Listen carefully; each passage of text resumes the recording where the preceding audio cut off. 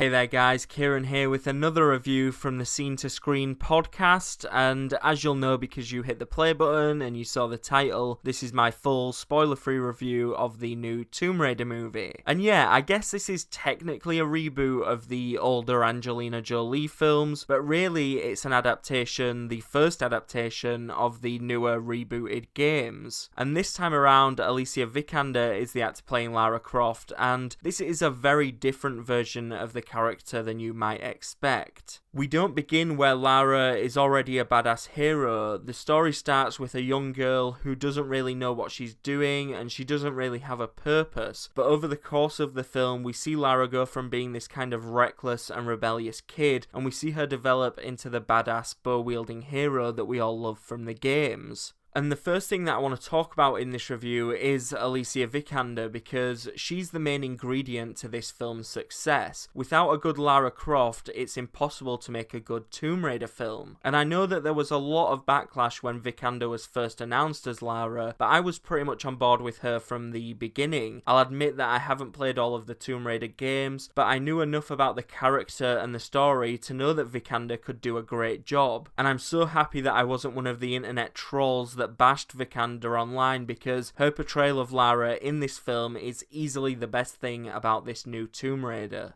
Vikander is absolutely awesome in this film, and I really do think that the fans of the games will end up loving her version of this character, especially because Vikander manages to embody everything that you would want to see and expect from Lara Croft. She's badass, she's brave, she's brutal, she's smart, funny. Literally everything you like about Lara Croft from the games, you'll find in this movie. The main thing that I personally took away and enjoyed about Vikander's performance was the way that she really opened up the character on an emotional level. This is Lara's first big adventure, so she's experiencing things like death and murder and even pain for the first time, and it was really cool to see that Vikander let the pain show in her performance and showed the audience how Lara is being affected by the events of the story. We don't get to see blockbuster heroes deal with their own actions in a lot of Hollywood movies, so I appreciated some of these smaller, more subtle moments in this film. The next thing that I want to talk about is the villain, because walking into the cinema, one of the things that I really wanted to see was a good villain for Lara to face, mainly because every good hero needs a good villain. For the most part, I feel like I did get what I wanted. There was nothing really groundbreaking about the villain in Tomb Raider, but Walton Goggins brings enough to the character to make him feel like a real threat, and this villain actually had clear and understandable motives, which I always appreciate and enjoy. Also, just the fact that the film has a half-decent villain just makes Lara's journey overall more entertaining and more believable. Looking at this film, it's hard not to be impressed by the action sequences or some of the larger kind of booby trap scenes,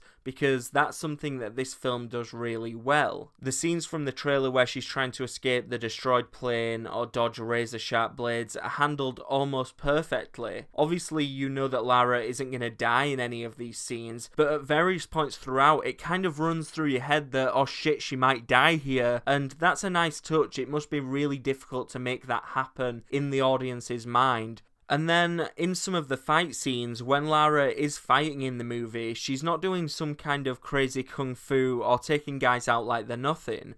Some of the fight scenes are really brutal and really dirty and really intense. The choreography throughout is fantastic, and yet again, Alicia Vikander is awesome in all of the action sequences. And just the fact that this version of Lara Croft does need to fight dirty and do anything to survive makes her instantly more relatable and more realistic than the cheesy kind of perfect version that Angelina Jolie embodied. I will say that when it comes to the story, Tomb Raider isn't the most original film, and at times it was pretty easy to predict certain events or twists. The film falls into the trap of following certain genre conventions, so some of the stuff in here is similar to films like Indiana Jones, The Mummy, National Treasure, and that's not always a bad thing. In certain moments, it's exciting to see that they're kind of using Indiana Jones as inspiration and kind of nodding to that, but it does make Tomb Raider less original, and like I said, it makes it a little bit more predictable. But here's the thing, this is a Tomb Raider blockbuster movie. It's not here to make us question the universe. Its purpose is to entertain us and give us a good time at the cinema, and even with predictable plot lines, I'd say that Tomb Raider does its job pretty well. Overall, I definitely recommend Tomb Raider if you're looking for a fun, action-packed, well-acted blockbuster, and like I said earlier, if you're a fan of the games, I certainly think you'll find plenty to love in this movie and this new version of Lara Croft. If you're looking for something a little bit more serious though, I'd maybe check out your local cinema, see if there's anything else showing, because you might not be fully satisfied with what Tomb Raider has to offer. To give this film a rating out of 10, I'm going to go with a decent 7, because, like I said, I just had a fun time at the cinema and I was really impressed with Alicia Vikander's portrayal of Lara Croft, which is something that I really hope we'll get to see more of in sequels and stuff like that. So yeah, that's it for my review of Tomb Raider. Let me know what you thought of the film in the comment section below. Please like and share this episode. You can listen on iTunes, SoundCloud, Stitcher and YouTube. If you want easier access to our future episodes, you can follow us on Twitter at Scene2Screen Pod. And thanks again for listening to this review, and I'll see you in our next episode.